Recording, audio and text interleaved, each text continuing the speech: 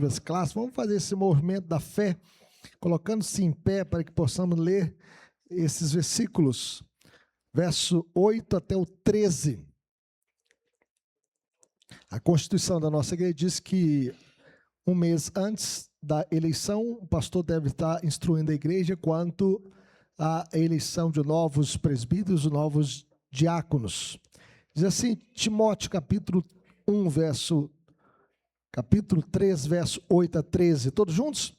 Semelhantemente, quanto a diáconos, é necessário que sejam respeitáveis de uma só palavra, não inclinados a muito vinho, não cobiçosos de sorte da ganância, conservando o mistério da fé com a consciência limpa. Também sejam estes primeiramente experimentados e, se mostrarem irrepreensíveis, exerçam o diaconato. Da mesma sorte quanto a mulheres, é necessário que sejam elas respeitáveis, não maldizentes, temperantes e fiéis em tudo.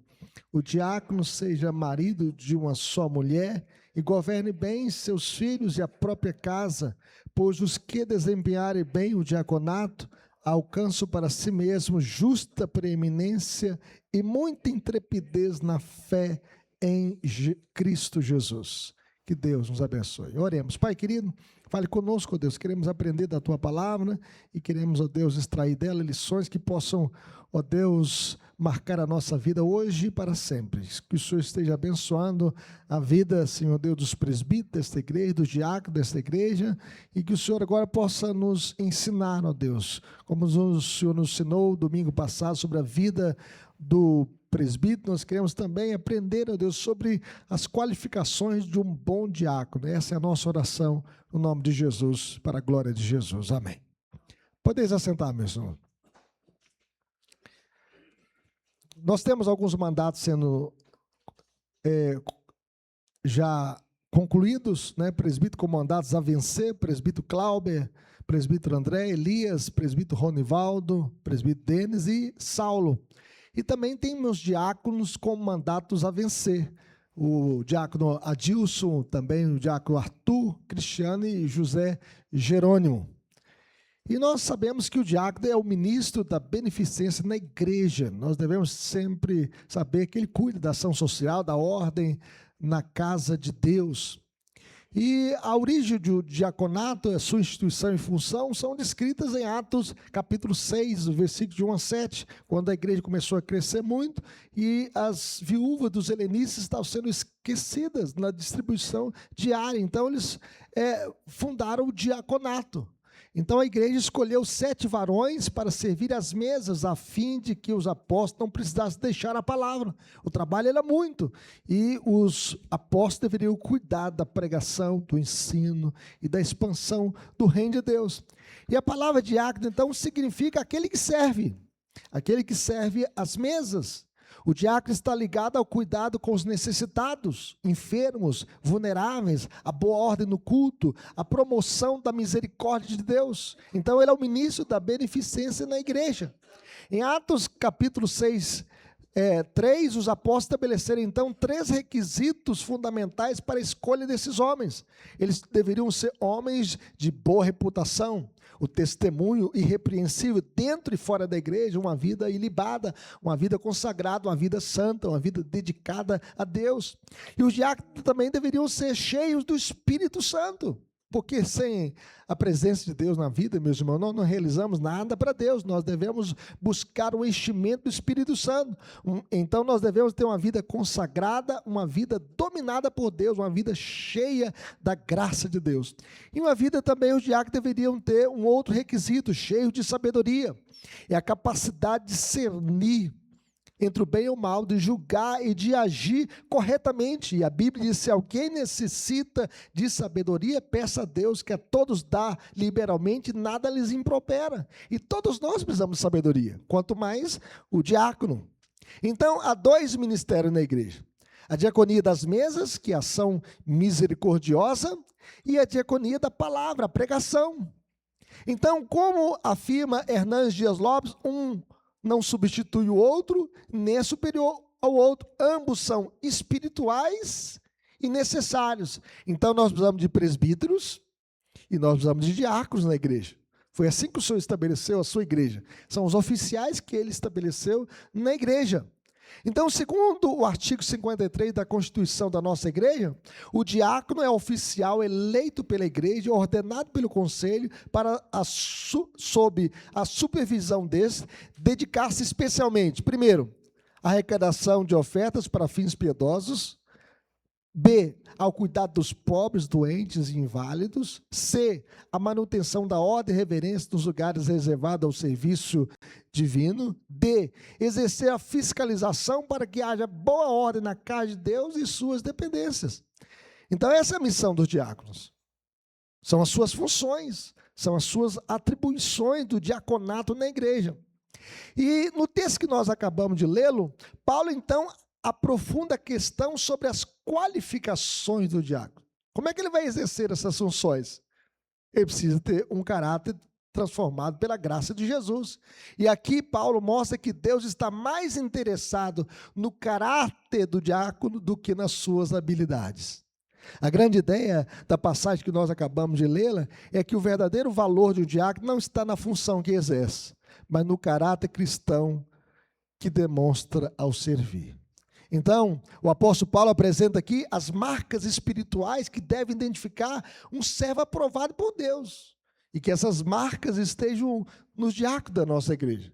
E a primeira marca aqui é que o caráter pessoal do diácono. Veja o que diz o verso 8 a 9. Vamos ler juntos? Semelhantemente, quanto a diáconos, é necessário que sejam respeitáveis, de uma só palavra, não inclinados a muito vinho, não cobiçosos de sorte da ganância, conservando o mistério da fé com a consciência limpa. Então, o diácono tem que ser respeitável. O diácono deve ser digno de respeito, ele deve ser confiável, ele deve ser sério naquilo que faz. Assim como o presbítero deve ser irrepreensível, o diácono deve inspirar confiança. Ele tem que ser respeitável. Sua vida precisa pregar antes de suas palavras.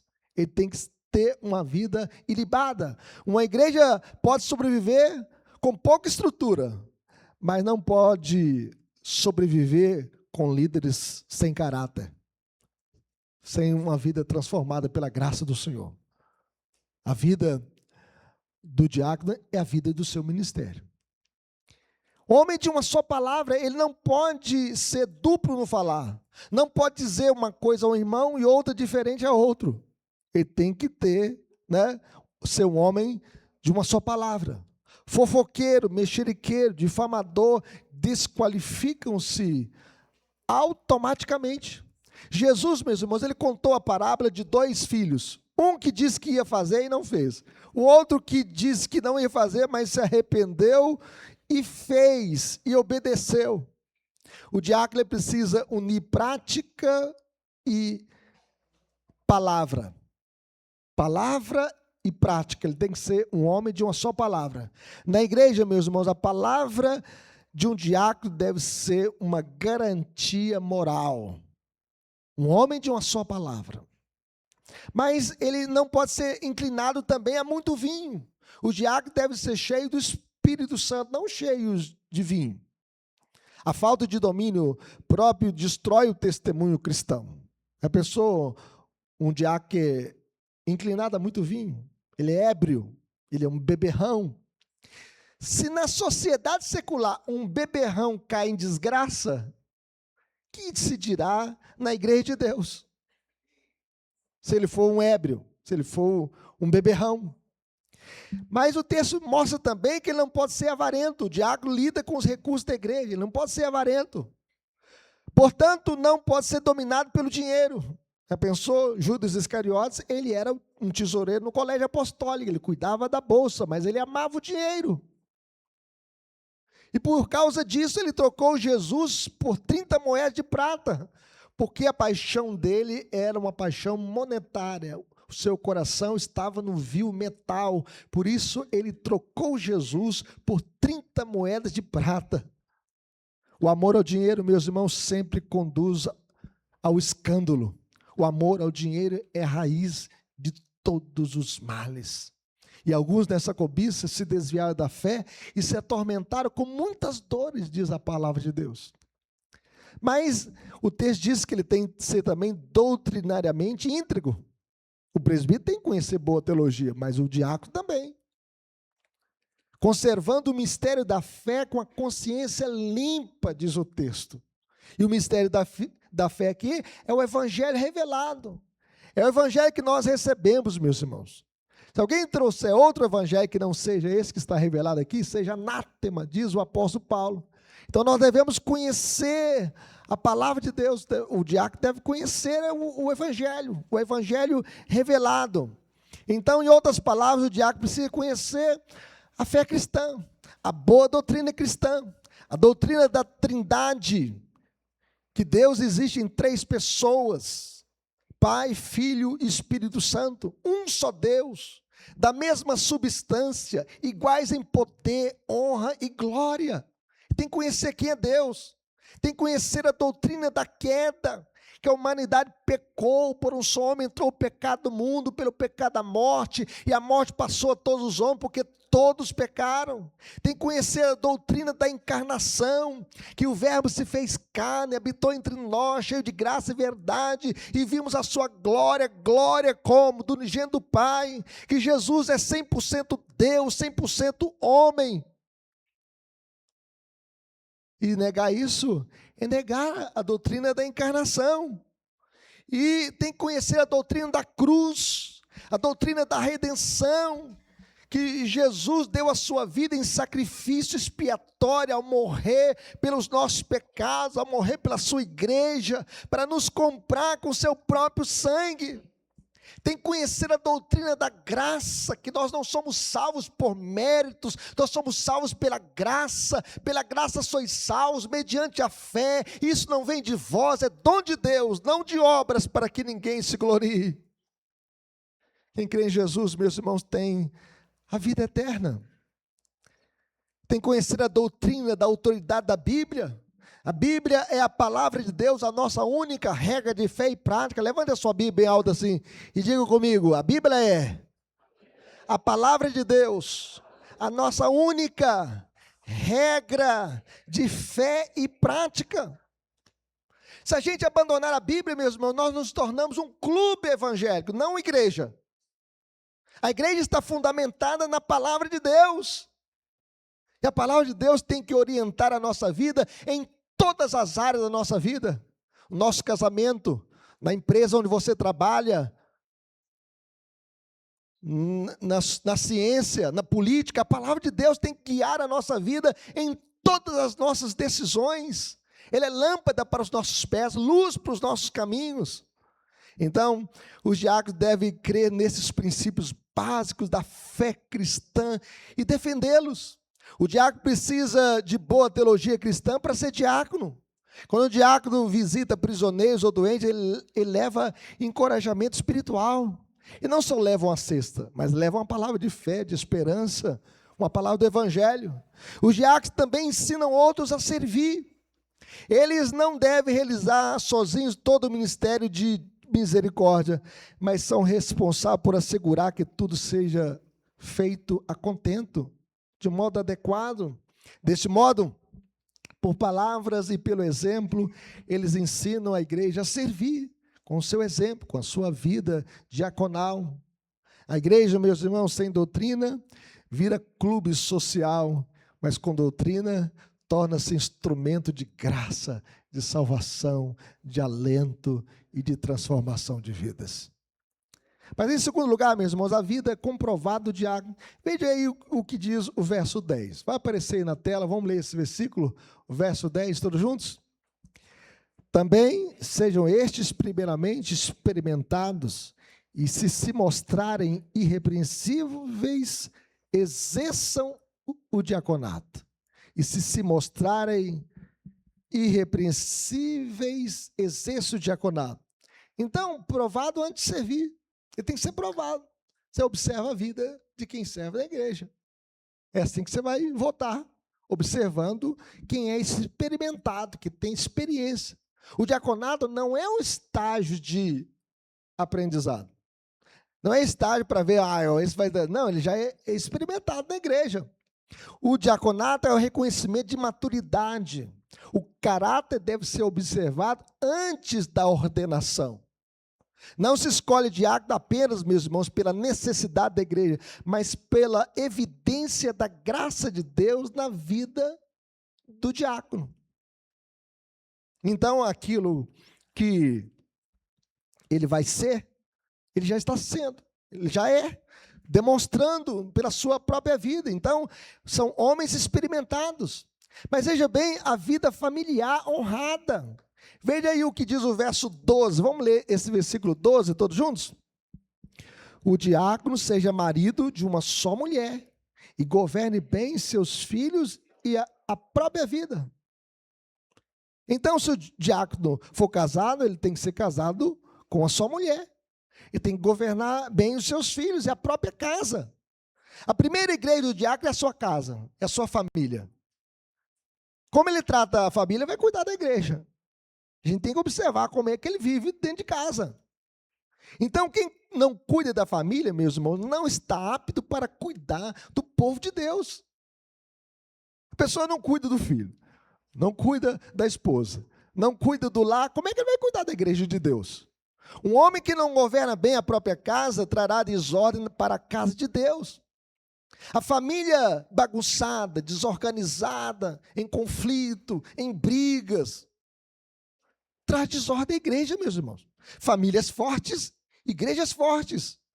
Então o diácono tem que ser exemplo também dentro de casa, porque é a sua primeira congregação, a sua primeira igreja. Aquilo que ele é dentro de casa, ele vai refletir também na igreja. Mas vejam bem, em terceiro lugar, o reconhecimento do serviço fiel. Veja o que diz o verso 13, todos juntos. Os que desempenharem bem o diaconato alcançam justa preeminência e muita intrepidez na fé. Então, Deus honra quem serve. O mundo exalta quem manda, quem está no topo. Mas Cristo exalta quem serve.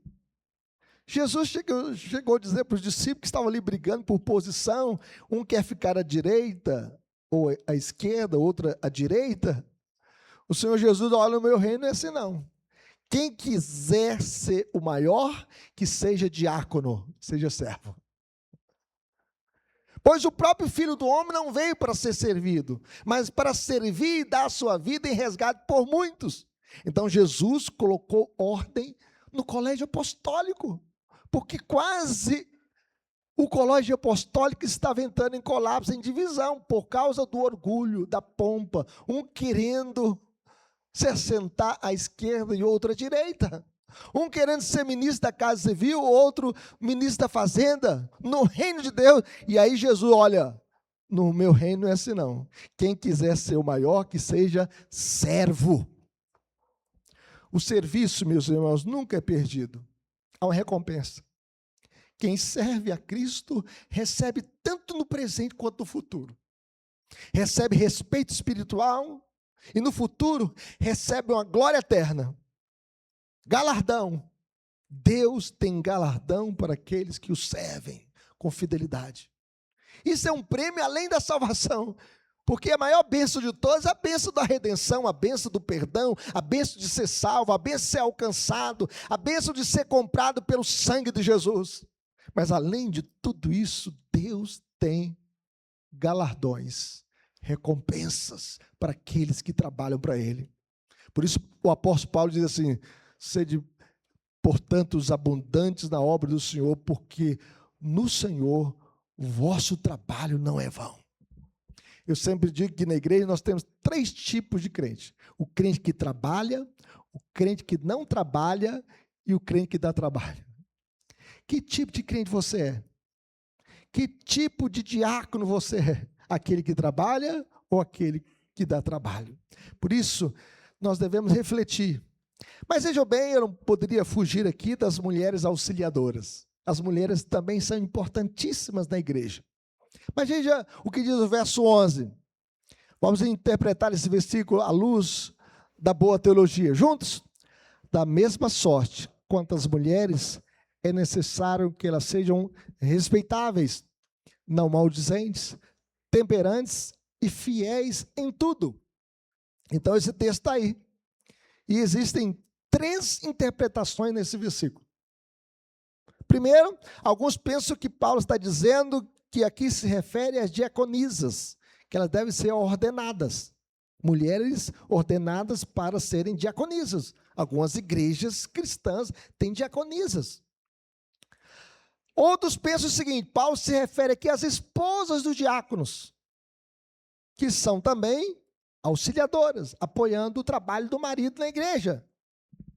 E a terceira interpretação, Paulo se refere a colaboradoras dos diáconos, mulheres não ordenadas ao diaconato, mas são auxiliadoras.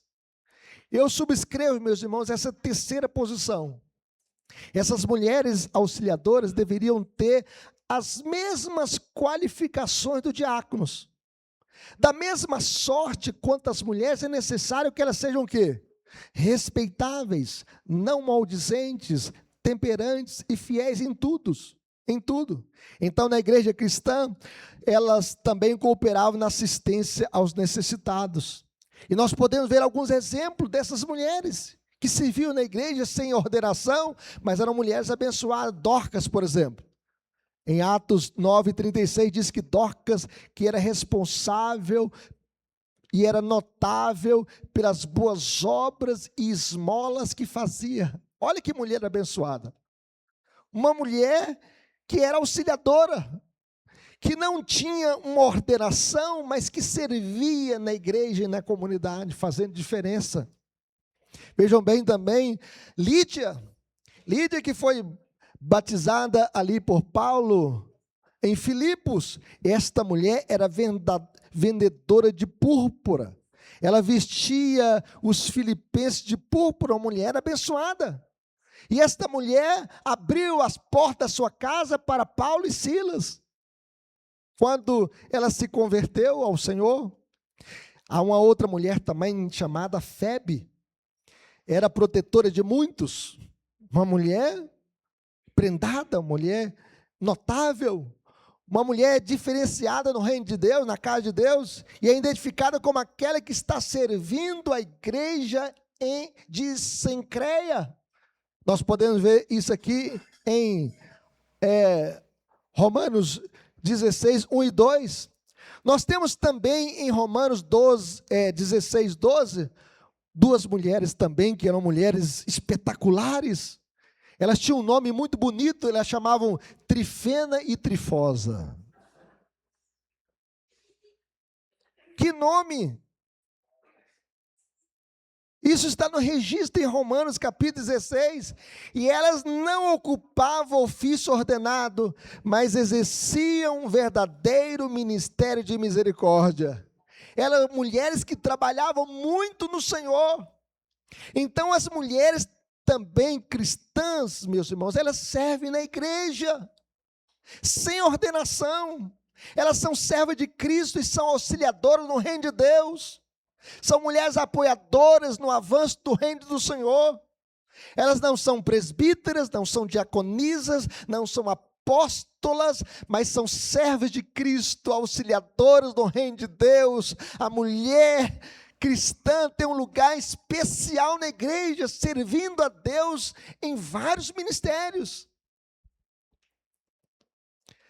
Concluindo, meus irmãos, o diaconato é o serviço eclesiástico mais próximo do exemplo de Jesus Cristo. O diácono não é um servo inferior no reino de Deus, não, é um servo de Cristo. E Jesus diz o seguinte: quem quiser tornar-se grande entre vós, será esse o que vos sirva, que seja diácono. E quem quiser ser o primeiro entre vós, será servo de todos, pois o próprio Filho do Homem não veio para ser servido, mas para servir e dar a sua vida em resgate por muitos. Jesus é o maior modelo de diácono na igreja. O chamado ao diaconato é um chamado a refletir o coração servil de Cristo. Jesus veio para servir, e os diáconos servem porque Jesus os serviu primeiro. O serviço cristão não nasce da ambição, da glória, da pompa, da ostentação, mas nasce da gratidão de ser salvo, de ser comprado pelo sangue de Jesus, de ter a bênção de poder servir a igreja. O diaconato não é movido por aplausos, mas por amor a Cristo, por amor à igreja que foi comprada pelo sangue de Jesus. Aplicações finais, meus irmãos, como viveremos? Seguindo o exemplo de Jesus, o maior diácono. Jesus é o diácono perfeito. Ele serviu e lavou os pés dos discípulos, ele tocou leprosos, ele curou enfermos, ele multiplicou 5 pães e 2 peixinhos para alimentar a multidão de 5.000 homens, sem contar mulheres e crianças, mais ou menos de 10 a 15 mil pessoas. Ele morreu por pecadores, e a grandeza do reino de Deus é servir. Jesus tinha o outro na frente do eu, e ser grande, segundo Jesus, é servir, é ajudar, é estender a mão, é amparar, é auxiliar, é contribuir, é fazer diferença no reino de Deus e no mundo para a glória de Deus. Para Jesus, quem não vive para servir, não serve para viver. Nós devemos servir, nós devemos viver para servir. Conviveremos, meus irmãos, em segundo lugar, escolhendo bons diáconos. Nós devemos, dentro da igreja, escolher os melhores. Aqueles que estão servindo já. A igreja deve escolher homens respeitáveis, confiáveis, piedosos, maduros, bons maridos, pais, amantes da palavra. Porque eleição sem critério produz o quê? Sofrimento. A igreja sofre. Quando a pessoa não tem aptidão, não tem vocação, ele quer apenas o cargo, mas não quer o trabalho, o serviço. E nós, então, devemos orar e escolher os melhores homens para servir na casa de Deus, como diáconos, ordenados, para o bem da igreja e, sobretudo, para a glória de Deus. Finalmente, como viveremos? Criando uma cultura de serviço. Ore por seus diáconos. Ore.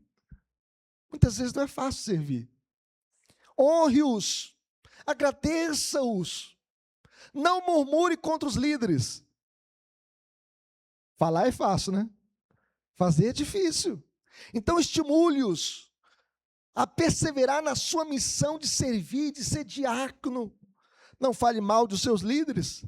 Peça a Deus para despertá-los e usá-los com graça e sabedoria, para que sejam homens cheios do Espírito Santo, homens honrados na família, homens honrados na sociedade, homens honrados no trabalho, e que eles possam servir a igreja que foi comprada pelo sangue de Jesus. Que Deus nos abençoe.